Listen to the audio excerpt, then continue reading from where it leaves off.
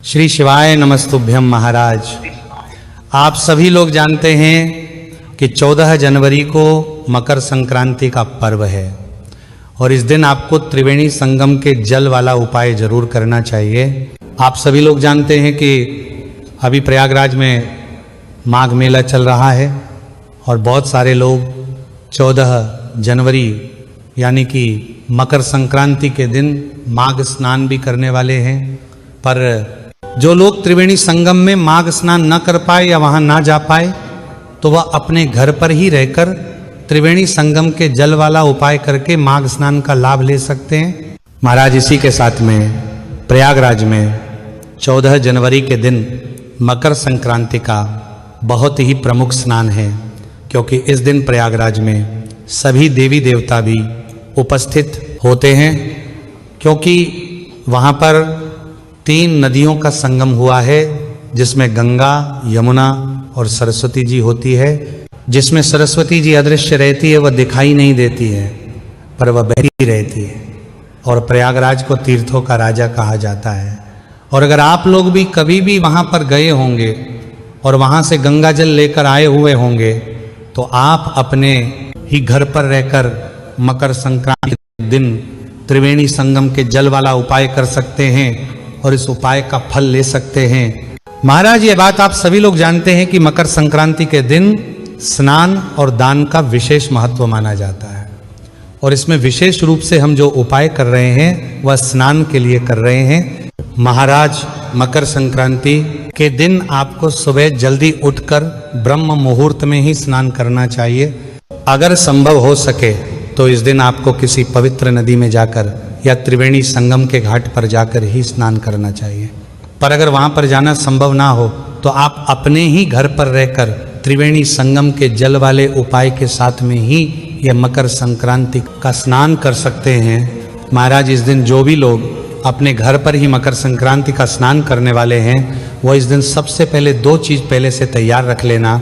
सबसे पहले एक कटोरी में अलग से प्रयागराज से लाया हुआ त्रिवेणी संगम का जल रख लेना और दूसरा काली तेल रख लेना, क्योंकि इस दिन काली तिल का भी बहुत ही बड़ा विशेष महत्व होता है।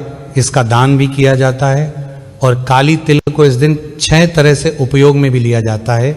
महाराज मकर संक्रांति के दिन स्नान करने का शुभ मुहूर्त सुबह ब्रह्म मुहूर्त का ही रहता है, यानी कि सुबह 4 बजे से 5 बजे के बीच में आपको स्नान कर लेना चाहिए। बाकी अगर लेट भी हो जाए तो सुबह 6 या 7 बजे तक आप स्नान किसी भी हालत में कर ले, चाहे पवित्र नदी में कर रहे हो चाहे घर पर कर रहे हो।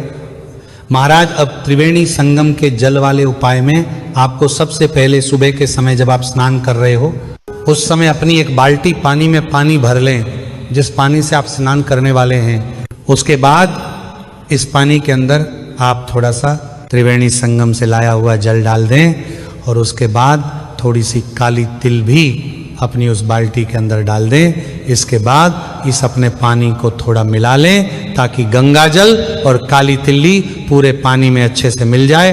अब जब आप स्नान करने के लिए तैयार हो जाएं तो सबसे पहले अपने पहले डिब्बा को पानी से भरकर उसे अपने सर पर डालकर हर हर गंगे बोले। इसी तरीके से हर बार जब आप अपने सर पर या अपने शरीर पर कहीं पर भी पानी डालें तो आप मन ही मन या अपने मुंह से हर हर गंगे बोले, क्योंकि जब आप अपने स्नान करने वाली बाल्टी में त्रिवेणी संगम का जल और काली तिल मिला देंगे तो यह साधारण जल नहीं बल्कि त्रिवेणी संगम का जल होगा और मकर संक्रांति का विशेष जल बन जाएगा, जिस जल से स्नान करने से आपको बहुत फायदा मिलेगा। महाराज ध्यान रखें कि जब आप इस त्रिवेणी संगम के जल वाले उपाय को कर रहे हो तो आपको अपने शरीर पर कोई भी साबुन, शैम्पू या फेस वॉश इस्तेमाल नहीं करना है। नॉर्मल इसी जल से स्नान करना है। महाराज स्नान करने के बाद अगर हो सके तो आप अपने शरीर पर तेल या क्रीम वगैरह भी ना लगाएं। महाराज इस तरीके से यहाँ पर आपका त्रिवेणी संगम के जाल वाला उपाय पूरा हो जाता है और ये उपाय विशेष रूप से घर की बड़ी माता बहनों को जरूर करना चाहिए। और साथ ही में आपके घर में जितने सदस्य हैं, जितने बच्चे हैं, सभी को इस दिन सुबह जल्दी उठकर जल की बाल्टी में त्रिवेणी संगम का जल और काली तिल मिलाकर ही स्नान करना चाहिए। महाराज इसी के साथ में इस दिन स्नान करके सूर्य देव को जल भी जरूर चढ़ाना चाहिए। और मकर संक्रांति के दिन दान का भी बड़ा महत्व बताया गया है, इसलिए इस दिन काली तिल और गुड़ का दान विशेष माना जाता है, या इससे बने हुए लड्डुओं का दान भी विशेष माना जाता है और इन्हें घर में खाया भी जाता है। महाराज अगर आपके मन में अभी भी इस त्रिवेणी संगम के जल वाले उपाय को करने में कोई भी परेशानी है तो वो आप हमसे कमेंट करके पूछ सकते हैं। आप हमारी ये वीडियो कहाँ से देख रहे हैं कमेंट में जरूर बताएं। श्री शिवाय नमस्तुभ्यम महाराज।